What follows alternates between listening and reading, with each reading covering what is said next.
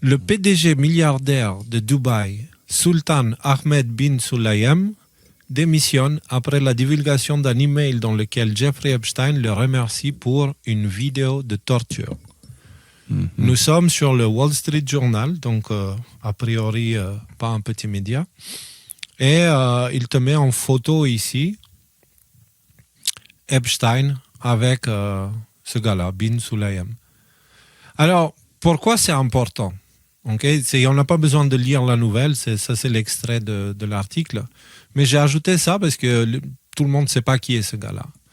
Sultan Ahmed bin Sulayem est surtout connu pour avoir été, pendant de très longues années, le PDG de DP World, l'un des plus grands opérateurs portuaires et logisticiens mondiaux, basé à Dubaï, avec des activités dans plus de 60 pays.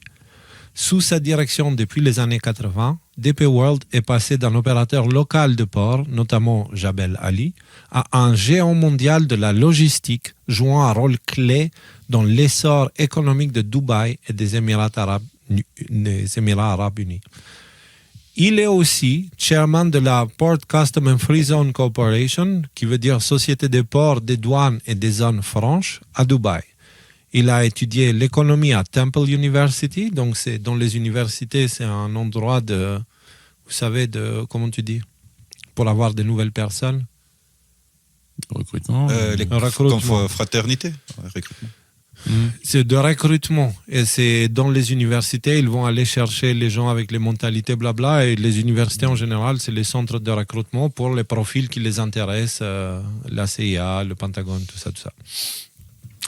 Donc, il a eu ça à Temple University, a reçu un doctorat honorifique à Middlesex University, Dubaï. Alors, pourquoi on parle de lui? C'est parce qu'on sait maintenant que ce réseau de trafic d'enfants est international. Et la question qu'on doit se poser maintenant, c'est comment ces gens-là ils font pour déplacer tous ces enfants. Et on avait évoqué dans le passé la possibilité qu'il y a des... alors, ils peuvent être souvent transportés dans des containers. Et le problème que tu as avec ces containers-là, c'est que il faut tout déclarer. Tu vois? Ça passe les douanes, ça passe plein de choses, tu vois. Mais quand tu es le PDG de la plus grande compagnie de logistique au monde, tu as certainement moyen. Apparemment, voilà. C'est dans le titre de son truc là.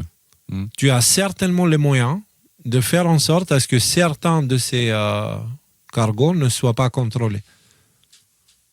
Ce n'est pas fou ce que je dis là, c'est une réalité, tout le monde le sait. Non, c'est évident quand c'est un de ceux qui tiraient les ficelles. Tu as mis le conteneur Evergreen, bon, ça rappelle à ceux qui nous suivent depuis 4-5 ans là, une affaire là, quand on avait un bateau qui s'était renversé dans le port de Suède avec Evergreen qui est une référence à Hillary Clinton, etc. etc. On va pas aller dans le détail. Ceci dit, puisque tu mets le sujet sur le tapis, il y a aussi dans les mails d'Epstein des histoires de Wayfair qui semblent ressortir de manière assez prononcée. J'avais partagé des trucs, vous avez partagé des trucs. Alors, pour l'instant, dans ces trucs-là, ça parle d'une chaise. Ou des chaises, ou des trucs comme ça. Des chaises offertes, Ouais, c'est... Avec un certain filtre, on pourrait le voir comme ça. Mais ce n'est pas assez solide pour moi. Bien pour sûr, en parler. c'est pas assez solide. Et d'ailleurs, c'est pas les chaises, moi, qui retiennent mon attention, c'est que c'est une conversation entre Woody Allen et Epstein. Donc un des cinéastes les plus en vue du monde, avec un milliardaire, tout ça, qui s'échange des chaises Wayfair, quoi. C'est-à-dire des chaises Ikea. Il faut garder en tête un truc, c'est que eux, tous leurs échanges ne tournaient pas autour de leur crime. Donc, il faut garder en tête aussi que nous, quand on vient chercher, on vient avec un filtre, on cherche à trouver bien tout sûr, ça, dans tout. Vrai, ça. Tu vois? Et donc, du coup, c'est pour ça, pour moi, je comprends ce que tu veux dire. Ce n'est pas, c'est pas comme le jerky. Ça, c'était très différent parce que ça revenait tout le temps et de façon assez bizarre, tu vois. Donc, mais il faut qu'on fasse attention à ne pas, parce qu'on peut trouver tout ce qu'on veut avec les bons filtres de perception, tu vois. Pour moi, ce que ça révèle aussi d'une manière importante, le démantèlement de ces réseaux, c'est que les forces qui ont bâti Israël tel qu'il est aujourd'hui, à savoir comme on en a parti à l'époque de l'Irgun, de Likoud, etc., ils commencent à perdre progressivement tous leurs hommes de puissance qui étaient dans d'autres pays et qui faisaient en sorte à ce qu'il y avait comme une forme de politique soit là je vois pas, etc. Tu vois, comme un peu l'AIPAC aux États-Unis. Et ça, ces réseaux, ils commencent petit à petit à s'effondrer. Parce que tous ces pays du Golfe là, par exemple, quand il se passait les choses au Gaza, tout le monde était étonné de voir qu'ils réagissent plutôt très très mollement. Et peut-être que là, on peut comprendre pourquoi. Justement. C'est très particulier. Là, j'ai l'impression que vraiment, il y a une tension dans les élites, une tension dans les milieux politiques et tout ça, là, médiatiques. Et en fait, mais partout dans le monde. En Albanie, ma mère qui regarde l'actualité là-bas, elle me dit, mais c'est de la folie, les sujets qu'ils abordent là-bas par rapport aux États-Unis et tout ça, c'est vraiment incroyable.